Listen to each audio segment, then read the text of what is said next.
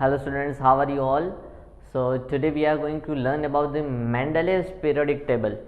Mendeleev ने क्या काम किया, लेकिन सबसे पहले जो दो पीरियोडिक टेबल जो दोनों क्लासिफिकेशन करने के अटेम्प्ट्स थे, that was from the Dobereiner and the second one was from Newland. तो डोब्रेनियर और न्यूलैंड इन दोनों के पास उन दोनों ने जो अटेम्प्ट्स किए उनके similar what were the common limitations, और क्यों उतना अच्छा क्लासिफाई नहीं कर पाए, तो उसके 2 to 3 कॉमन रीजंस है. And what are that reasons? First, both of them classified elements according to the atomic mass. तो उन्होंने एटॉमिक मास के अकॉर्डिंगली उन्होंने क्लासिफिकेशन किया. And why we can not classify the elements according to the atomic mass? Because of the isobar concept. Isobars यानी ऐसे होते हैं जब बहुत सारे एलिमेंट्स हैं जिनके एटॉमिक मास सेम होते हैं. तो अगर हम अरेंज कर रहे हैं, if we are arranging the elements according to the atomic mass, तो क्या होगा कि भाई elements according to the atomic mass वहां पे अरेंज कर रहे हैं, तो वहां पे एक एलिमेंट, दो एलिमेंट, तीन एलिमेंट, तीसरे एलिमेंट में दो सिमिलर एलिमेंट्स है जिनके एटॉमिक मास सेम है. If you are arranging the elements, suppose the first element is A, second element is B और थर्ड पोजीशन पे C और D दोनों का एटॉमिक मास सेम है, तो किसको पहले रखेंगे? तो ऐसा नहीं चलेगा किसको पहले किसको पीछे, तो मतलब वो कंफ्यूजन क्रिएट करता है because of the isobars. And the most important one, this is the most important limitations of both of them, that chemistry पढ़ रहे हैं बट उन्होंने chemical properties were not explain, chemical properties were not explained. तो ये एक तो main और सबसे बड़ा इंपॉर्टेंट लिमिटेशन है अकॉर्डिंग टू दी. अगर हम देखने जाए डोब्रेनियर और न्यूलैंड का क्लासिफिकेशन, हम क्लासिफिकेशन क्यों करते हैं? Because we want to understand and remember the chemical properties, but the chemical properties were not explained in the classification of Dobereiner and Newlands. तो मेंडेलीव ने क्या किया? मेंडेलीव ने अच्छी तरीके से क्लासिफिकेशन दिया. उन्होंने जितने भी एलिमेंट्स, उनके पास भी टोटल 118 तो नहीं थे, लेकिन जितने भी एलिमेंट्स थे उनको पकड़ पकड़ के रिएक्ट करवाया with hydrogen and oxygen. Clear? तो अभी मेंडेलीव ने ट्राई किया ये जो लिमिटेशन है उसको सॉल्व करने का. कौन सा लिमिटेशन सॉल्व करने की ट्राई की? केमिकल प्रॉपर्टीज एक्सप्लेन करने की ट्राई की. कैसे उसको प्रॉपर्टीज पता चली? Bye reacting each and every element with hydrogen and oxygen. क्यों सभी एलिमेंट्स को हाइड्रोजन और ऑक्सीजन से रिएक्ट करवाया? बिकॉज हाइड्रोजन और ऑक्सीजन ही वैसा एलिमेंट है जो हाईली रिएक्टिव है. क्लियर? जो हाईली रिएक्टिव है. अभी हम एक चीज करते हैं, सपोज बर्फी है ना, सपोज बर्फी, चॉकलेट ले लेते हैं. चलो, बहुत कम ऐसे लोग होते हैं जिनको चॉकलेट पसंद नहीं, वरना चॉकलेट हम ले लेते. तो हम एक कंपटीशन करना चाहते, देखना चाहते कौन सबसे ज्यादा खा सकता है, और उस कंपटीशन में हमने फूड कौन सा रखा है? चॉकलेट रखा है. क्यों चॉकलेट रखा? क्योंकि सबको पसंद ही होगा. अगर कोई स्वीट दूसरा रख दिया कि रसगुल्ला रख दिया, तो फिर कोई ऐसा बोलेगा सर मुझे तो रसगुल्ला पसंद ही नहीं, मैं क्या खाऊं? रोटी, सब्जी और रोटी रख दी तो सब्जी पसंद की नहीं है, तो कोई ऐसा बोले सर ये तो सब्जी पसंद नहीं है, वरना तो मैं ज्यादा खाऊंगा. तो हमने ऐसा जो फूड चूज किया जो सब खा सकते हैं. इट मींस मेंडेलीव ने भी वही दो एलिमेंट चूज किए. कौन से दो element? That were hydrogen and oxygen. इन दोनों एलिमेंट को क्यों चूज किया और क्या करवाना चाहते थे मेंडेलीव? हर एक एलिमेंट, उस टाइम पे जितने भी एलिमेंट्स प्रेजेंट थे उन सभी एलिमेंट्स को हाइड्रोजन और ऑक्सीजन से रिएक्ट करवाना चाहते थे. उन सभी एलिमेंट्स को किससे रिएक्ट करवाना चाहते थे? हाइड्रोजन और ऑक्सीजन. सभी एलिमेंट्स को हाइड्रोजन और ऑक्सीजन से क्यों रिएक्ट करवाना चाहते हैं? Because they are reactive elements, और यही दोनों सभी से रिएक्ट कर सकते हैं. आयरन, Fe ऐसा एलिमेंट है जो रिएक्टिव है लेकिन सभी एलिमेंट से रिएक्ट नहीं करेगा. सिमिलरली नाइट्रोजन सभी से रिएक्ट नहीं करता है, कार्बन है सभी से रिएक्ट नहीं करता है, लेकिन हाइड्रोजन और ऑक्सीजन सभी से रिएक्ट करते हैं। क्लियर? तो इसीलिए उन्होंने हाइड्रोजन और ऑक्सीजन के साथ रिएक्शन करवाना चाहा। लेकिन उससे पहले हमें एक छोटा सा टेबल बनाना है 1 to 20 एलिमेंट्स का, 1 to 20 एलिमेंट्स का। चलो, तो सबसे पहले यहां पे हम देखेंगे 1 to 20 एलिमेंट्स में अगर हम देखने जाए तो सबसे पहले तो आएगा एलिमेंट। सबसे पहली चीज तो क्या होगी?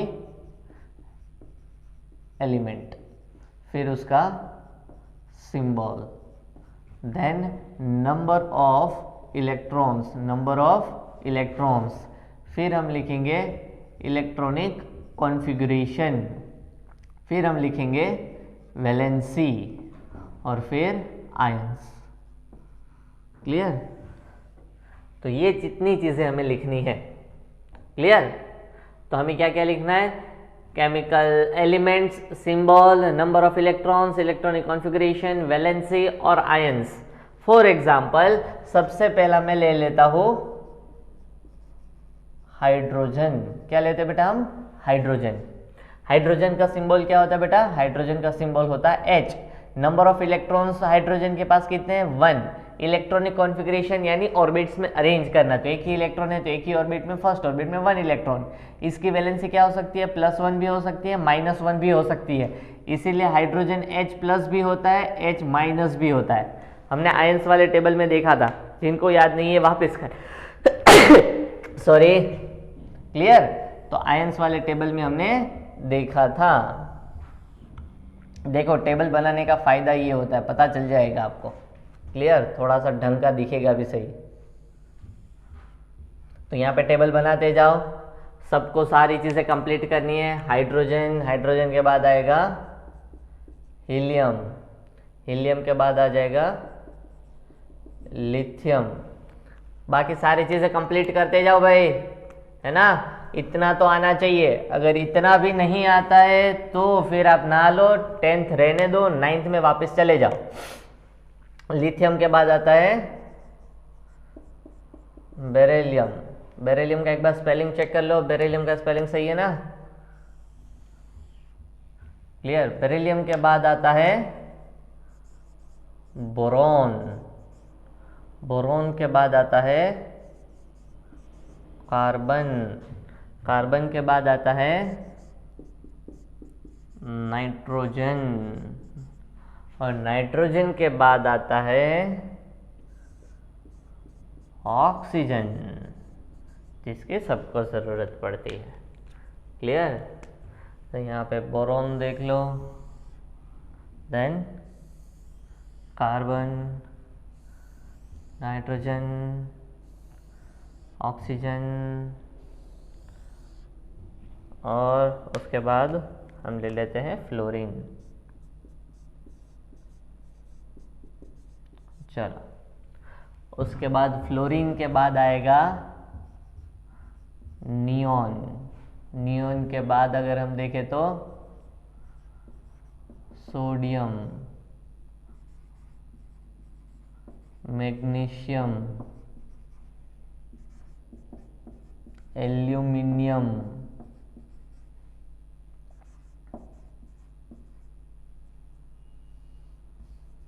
एल्यूमिनियम के बाद सिलिकॉन,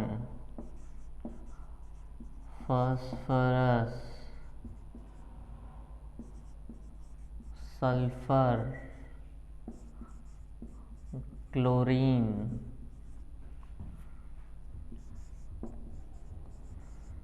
आर्गन, पोटेशियम, कैल्शियम। तो चलो, इस तरीके का पूरा एक अच्छे से टेबल बनाना है बेटा आपको। क्लियर? और नियॉन, नियॉन का सिंबल क्या होगा बेटा? नियॉन का सिंबल होगा Ne।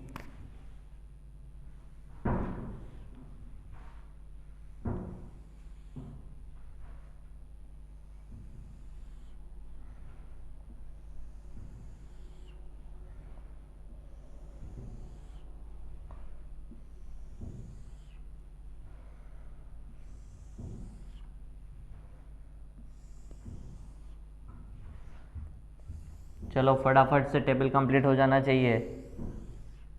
हो सके तब तक आपको तो ये लाइंस भी नहीं बनानी है, क्योंकि आपकी नोटबुक में तो पहले से ही लाइंस दी रखी है ना।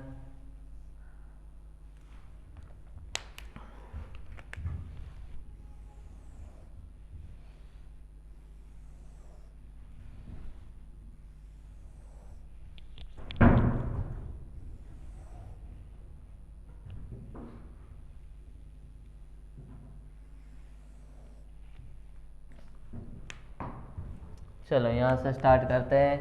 Hydrogen, number of electrons 1, electronic configuration 1, valency +1 भी हो सकता है, -1 भी हो सकता है, इसीलिए हाइड्रोजन +1 भी है, हाइड्रोजन -1 भी है। वैलेंसी मतलब ability to donate and gain, तो हाइड्रोजन डोनेट भी कर सकता है, गेन भी कर सकता है। नाउ हीलियम का symbol He, number of electrons 2, electronic configuration 2, पहली ऑर्बिट में 2 इलेक्ट्रॉन। वैलेंसी होगी ही नहीं क्योंकि डोनेट भी नहीं करेगा, गेन भी नहीं करेगा, तो आयंस भी नहीं बनेंगे। Now lithium Li, beryllium Be, boron B, carbon C, nitrogen N, oxygen O, fluorine F, electrons 3, electrons ये 4, इलेक्ट्रॉन्स यहाँ पे होंगे 5, यहाँ पे 6, यहाँ पे 7, here 8 and here 9। Electronic configuration 2,1, पहली ऑर्बिट में 2, दूसरी ऑर्बिट में 1, पहली ऑर्बिट में 2, दूसरे में 2, क्योंकि पहली ऑर्बिट में सिर्फ 2 आ सकते हैं, दूसरी ऑर्बिट में तो 8 इलेक्ट्रॉन्स आ सकते हैं, तो 2,3 total 5, 2,4 total 6, 2,5 total 7, 2,6 total 8, 2,7 total 9। और नियोन का बाद में देखते हैं। यहाँ पे लास्ट ऑर्बिट में 1 इलेक्ट्रॉन है, तो 7 काम करने से 1 काम करना अच्छा है, तो +1 डोनेट करेगा, तो आयन बनेगा लिथियम +1, वैलेंसी +2, बेरिलियम बनेगा +2। यहाँ पे 3 इलेक्ट्रॉन डोनेट करेगा, तो बोरॉन बन जाएगा +3। कार्बन तो दोनों कर सकता है लेकिन करता नहीं है, इसीलिए कार्बन -4। ये चीज़ हमने देखी थी 4th चैप्टर में कि कार्बन की छोटी साइज की होने की वजह से वो डोनेट गेन नहीं करता है, लेकिन फिर भी आयन -4 बनता है। क्लियर। नाइट्रोजन, नाइट्रोजन की वैलेंसी क्या होगी बेटा? नाइट्रोजन की वैलेंसी है यहाँ पे अगर हम लिखें तो -3। क्यों? बिकॉज 5 इलेक्ट्रॉन पहले से ही है, 3 गेन करेगा, आयन बनेगा N-3। सिमिलरली ऑक्सीजन की वैलेंसी -2, आयन बनेगा O-2। Fluorine -1, F-1। काफ़ी लोग तो बैठे ही रहे थे, मेरा लिखने का वेट कर रहे थे। Number of symbol Ne, sodium का symbol Na, magnesium Mg, aluminium Al, silicon Si, phosphorus P, sulphur S, chlorine Cl, argon Ar, potassium P, calcium, potassium का P नहीं होगा, sorry, K, clear, and calcium Ca। Now number of electrons neon के पास 10, सोडियम 11, मैग्नीशियम 12, 13, 14, 15, 16, 17, 18, 19, 20। If there are 10 electrons then first orbit में 2, दूसरी orbit में 8। अगर 11 है तो पहले में 2, दूसरे में 8, बोथ दो ऑर्बिट्स आर फुल, तो तीसरी ऑर्बिट में 1 रखना पड़ेगा। सो 2,8,1, हियर 12, 2,8,2, 2 + 8 10 + 2 12, 2,8,3, 2,8,4, 2,8,5, 2,8,6, 2,8,7, 2,8,8। थर्ड ऑर्बिट भी फुल, तो 2,8,8,1, 2,8,8,2। नाउ यहाँ पे अगर हम देखने जाएं तो क्या होगा? कोई भी वैलेंसी भी नहीं होगी। क्लियर। डोनेट गेन कुछ नहीं करेगा। यहाँ पे +1 डोनेट करेगा। यहाँ पे क्यों नहीं करेगा? क्योंकि both the orbits are full. Last orbit में 1 है तो +1 डोनेट करेगा, 2 डोनेट करेगा, 3 डोनेट करेगा, 4 डोनेट भी कर सकता है, 4 गेन भी कर सकता है, क्योंकि 4 ऑर्बिट है, 4 डोनेट भी करना, 4 गेन भी करना, दोनों तरफ सेम वर्क हो रहा है। यहाँ पे 5 है तो 5 डोनेट करने से अच्छा 3 गेन करना अच्छा है। यहाँ पे 2 गेन करेगा, 1 गेन करेगा। यहाँ पे तो लास्ट ऑर्बिट फुल है, कुछ नहीं। लास्ट ऑर्बिट में 1 तो +1 डोनेट करेगा, लास्ट ऑर्बिट में 2 तो 2 डोनेट करेगा।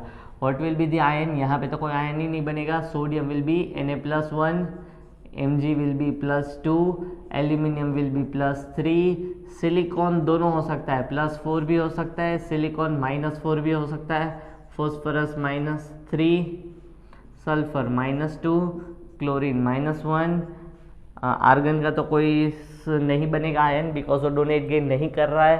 पोटेशियम क्या बनेगा, पोटेशियम K+1 एंड कैल्शियम बनेगा Ca+2।